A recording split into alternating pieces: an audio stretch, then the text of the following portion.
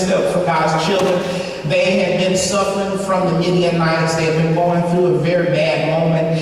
And I want you to understand that in the text it says, during that night, the Lord said to Gideon, get up and go down against the camp, because I am going to give it into your hands. Now, I don't want you to take these words and just pass it off. Understand that those that Gideon, that he was leading, were downsized to 300 men.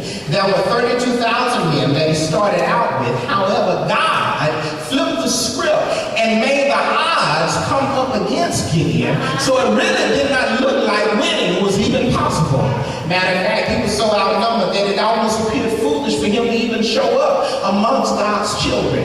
But the amazing thing is God proves through this text that one way we can know we're going to win in the dark is when we trust God's man. Tell your neighbor, trust God's man. Say it like you mean it, trust God's man.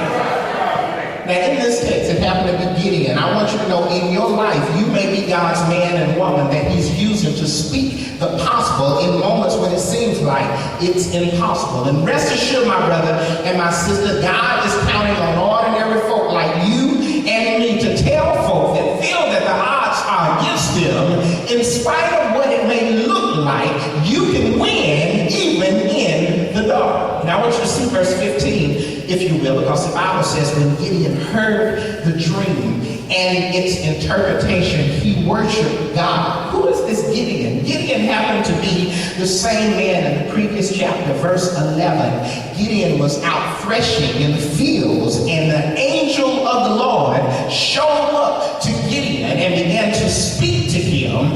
And the angel said, the Lord is with you, mighty warrior. Now, Gideon had never fought a fight, but the angel was speaking those things that were not as if they were. He was speaking to him and saying, look, I know you ain't ever fought one person, but you're not just a man, you are a mighty warrior. And I know some of y'all right now, you don't think God can do something with your life, but rest assured, you're mighty in the eyesight of God.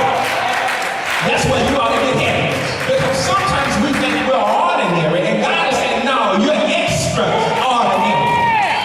And here, the angel of the Lord showed up at an awkward moment, because no other person in the land of Israel was standing up against the Midianites. However, God showed up and spoke to this man, this ordinary man, and said, I'm counting on you to do something extraordinary, because you are a mighty warrior. Gideon, in the 6th chapter, was there, and he was begging and pleading for God to prove, if you really mean this, I want you to show me some signs. I want you to do something if you really want me to save Israel, because the group I got is the weakest in the land. Ain't it something how we sometimes minimize what God gave us?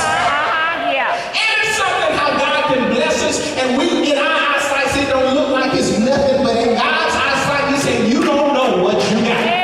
Y'all remember Coca-Cola where it said, if your hair is short and nappy, Coca-Cola will make it happy. You ought to be happy with the stuff you got, because you can't lose when you got God on your side.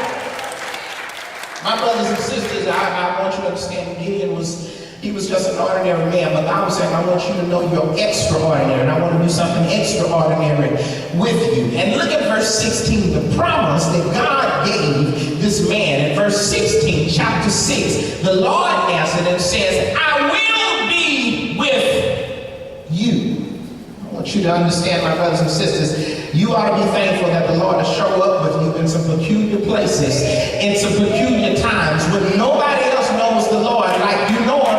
You ought to be thankful he'll show up. Won't he show up? He'll show up when you're shedding tears. He'll show up when you got feelings. He'll show up when you got concerns in your life. He will show up. But Gideon happened to be the one that God was saying, look, I'm going to use you.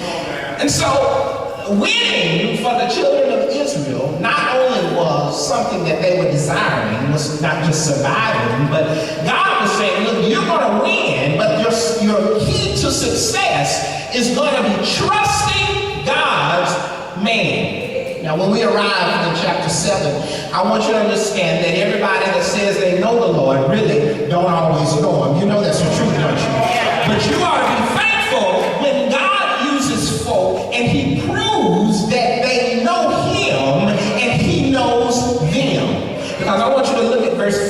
in chapter 7, real close. Once again, it says, he worshiped God.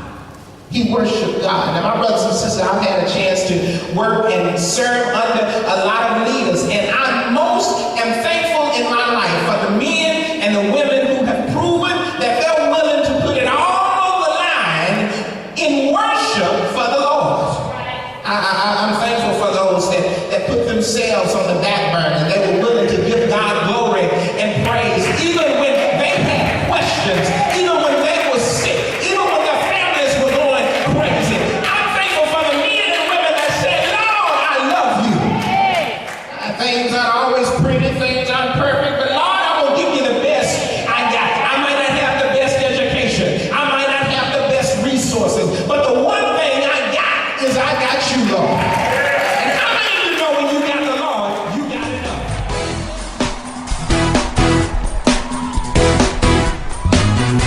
Somebody lift up shouts and rejoicing.